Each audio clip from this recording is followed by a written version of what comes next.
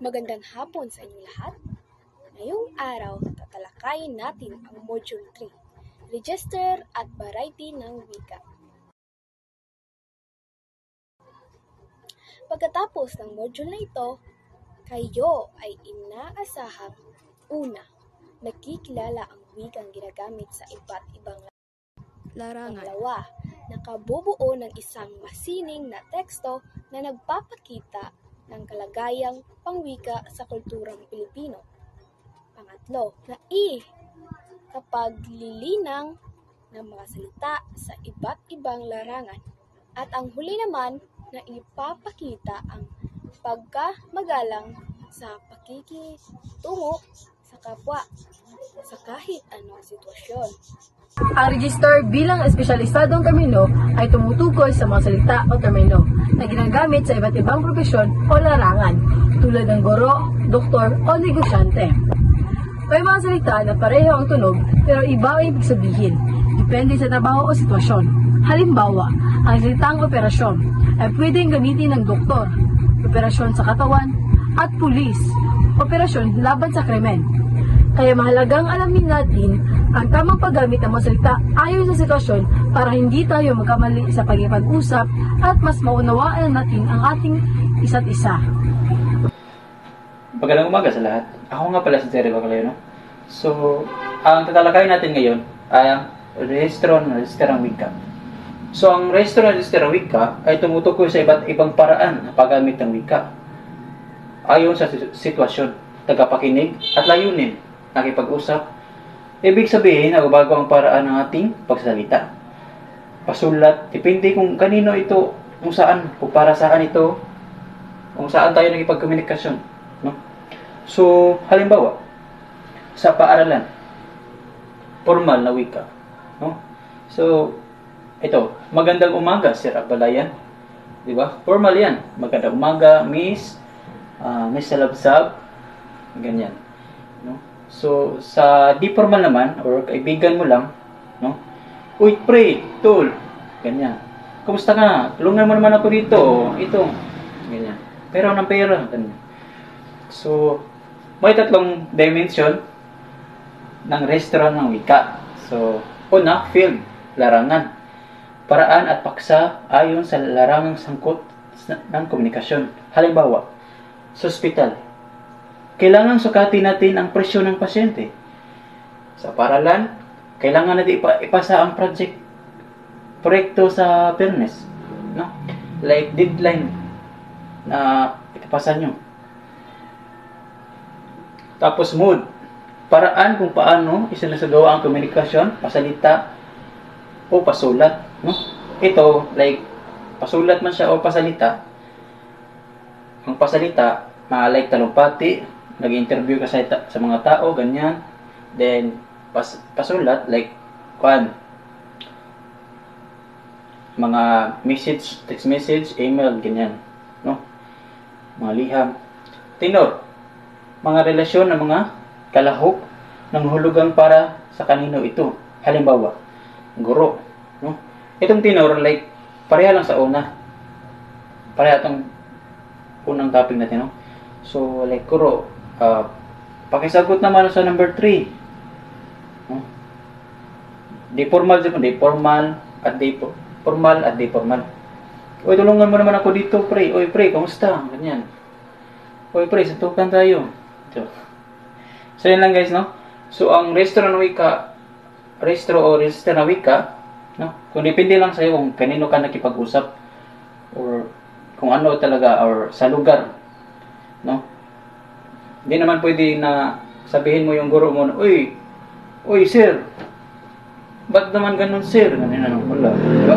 Di formal. Dapat formal ka kung depende depende kung importante nga tao ba or like may trabaho talaga, ganyan, no? So, dapat formal ka din sa kanila sa pagkipag-ugnayan. So, yun lang. Register bilang variety ng wika. Ang register ay espesyal na ginagamit ng wika depende sa trabaho o larangan. Halimbawa, iba ang salita ng mga guro sa klase kumpara sa salita ng abogado sa korte. Nagbabago ang kahulugan ng salita depende sa konteksto ng sitwasyon. Kaya, ang register ay isang uri ng variety ng wika dahil may sariling estilo ang bawat propesyon. Ipinapakita dito ang ugnayan ng mga taong nagbibigay ng serbisyo o mga propesyon at mga taong tumatanggap ng serbisyo. Halimbawa, ang guro ay nagtuturo sa estudyante. Ang doktor at nurse ay nag-aalaga ng pasyente. At ang abogado ay tumutulong sa kliyente sa legal na usapin. Ipinapakita kung paano nagkakaroon ng tiyak na tawag sa mga taong tumatanggap ng serbisyo mula sa iba't ibang propesyon. Ipinapakita rito ang mga salitang karaniwang ginagamit sa iba't ibang larawan o disiplina. Sa economics, mga salitang may kaugnayan sa pera, negosyo at produkto. Halimbawa, kita, konsumo, kalakal, puhunan, pananalapi at produkto. Sa politika naman, mga salitang may kinalaman sa pamahalaan at pamumuno. Halimbawa, pamahalaan, batas, kongreso, senado, eleksyon, korupsyon. Ang layunin nito ay ipakita na bawat larangan ay may sariling bokabularyo o register. Kaya, mahalagang maunawaan ang konteksto kung saan ginagamit ang mga salita. Ang wika ay likas na, magkakaiba o heterogeneous. Ayon sa social linguistic, nagkakaroon ng pagkakaiba sa wika dahil sa divergence o paglalayo ng gamit ng wika sa bawat grupo. Nagkakaroon ng variety ng wika dahil sa pakikipagsalamuha ng mga tao mula sa iba't ibang lugar o kultura. Halimbawa, sa Torre ng Babel, nagkakaroon ng maraming wika bilang parusa, kaya hindi na sila nagkakaintindihan. Magandang araw po sa inyo lahat. Ako nga po pala si Dinora Elsa Apostol at ngayon ay tatalakayin natin ang 7 uri ng variety ng wika. Una, dialect. Ito ang variety ng wika na ginagamit ng partikular na pangkat ng mga tao mula sa isang partikular na lugar tulad ng lalawigan, relihiyon, o bayan. Maaaring magamit ang mga tao ng isang wikang katulad ng sa iba pang lugar. Subalit naiiba ang punto o tono. May pagkakaibang katawagan para sa isang kahulugan. Iba ang gamit ng salita para sa bagay o magkaiba ang pagbuo ng pangungusap na siyang nagpapaiba sa dialect ng lugar sa ibang panglugar. Halimbawa, Tagalog, mahal kita. Iligaynon, langga tajid ka. Bicolano, namumutan ka. Tagalog, hindi ako makaintindi. Cebuano, dili ko kasabot. Pangalawa, Idiolect. Ito ay ang dialect na sinasalita ng pangkat ng mga tao na mayroong pansariling paraan ng pagsasalita. Ang bawat isa ay napatunayan nito na hindi homogeneous ang wika sapagkat may pagkakaibang paraan ng pagsasalita ng isang tao sa iba pang tao. Batay na rin sa kanya-kanyang individual na estilo o paraan ng paggamit ng wika kung saan higit siyang komportableng mapahayag. Magbibigay ako ng halimbawa. Halimbawa, magandang gabi, bayan ni Nole de Castro. Hoy, gising, Ted Filon. Hindi ka namin tatantanan, Mike Enriquez. Di umano'y, Jessica Soho. Panghuli o pangatlo, socialite. Ito ang variety ng wikang nakabatay sa katayuan o antas panlipunan o dimensyong sosyal ng mga taong gumagamit ng wika. Kapansin-pansin ang mga taong nagpapangkat-pangkat batay sa ilang katangian tulad ng kalagayang panlipunan, paniniwala, oportunidad, kasarian, edad at iba pa. Magkaiba-iba ang variety ng nakapag-aral sa hindi. ng babae o sa lalaki, ng matanda sa mga kabataan, ng may kaya sa mahirap, ng wika, ng tindera sa palengke at iba pang pangkat. Bibigyan ko kayo ulit ng halimbawa. Halimbawa, Timeg, Shata. So, ano yun? Pare, mag-inom tayo. 2. Oh my God! It's so init naman dito. Nako, ang init naman dito. Number 3. Huwag kang snobber. Ibig sabihin nun, huwag kang maging suplado. Ayon kay Rubrico, 2009, ang socialite ay isang mahusay na palatandaan ng intrafiksyon ng isang lipunan na siyang nagsasaad ng pagkakaiba ng paggamit ng wika ng mga tao na nakapaloob dito batay sa kanyang katayuan sa lipunan at sa mga grupo na kanilang kinabibilangan. 4. We have ethnolect. Ang salitang ito ay nagmula sa etniko at dialect na nataglay nito ang mga salitang nagiging bahagi ng kanilang pagkakakinlanlan ng isang pagkat etniko. Halimbawa, palangga, sinisinta means minamahal. Kalipay, saya means tuwa. Tuwa kasi saya. Baluning, pagkahugis ng buo ng buwan means ng baloning, pagkahugis ng buo ng buwan. Register, bayrati ng wika na nagbabago ayon sa kausap, paksa o lugar. Maaring portal, immortal, technical o koloyal ng estilo ng pagsasalita. Halimbawa, larangan, ngayong ito'y sa larangan ng tao'y gumagamit nito, mundo'y paano isinasagawa ng uring komunikasyon.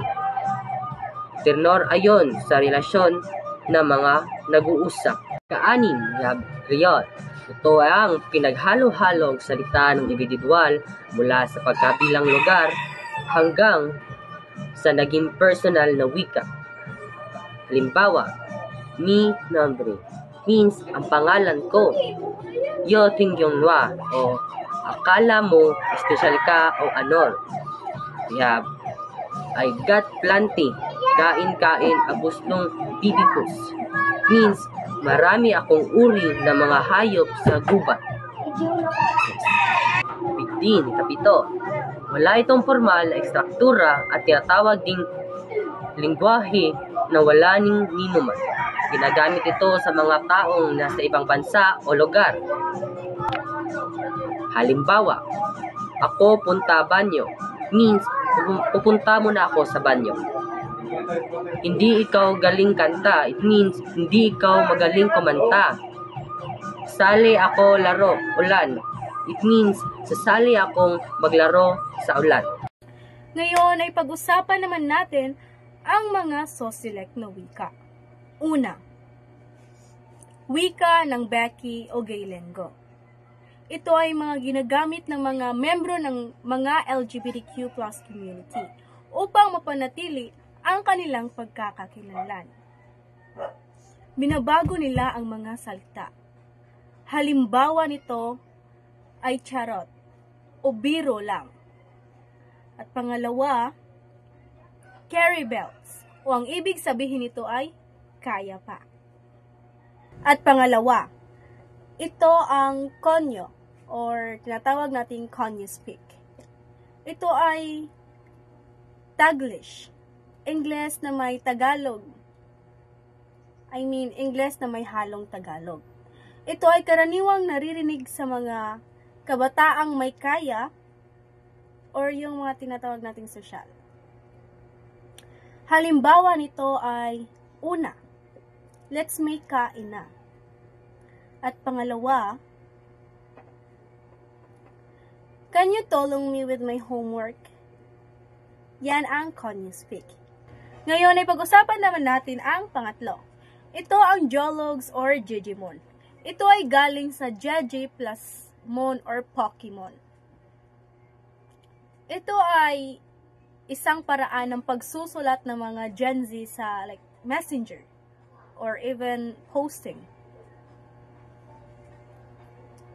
Ito ay pagsusulat na may halong letters, symbols, or even numbers. Ang halimbawa nito ay I miss you.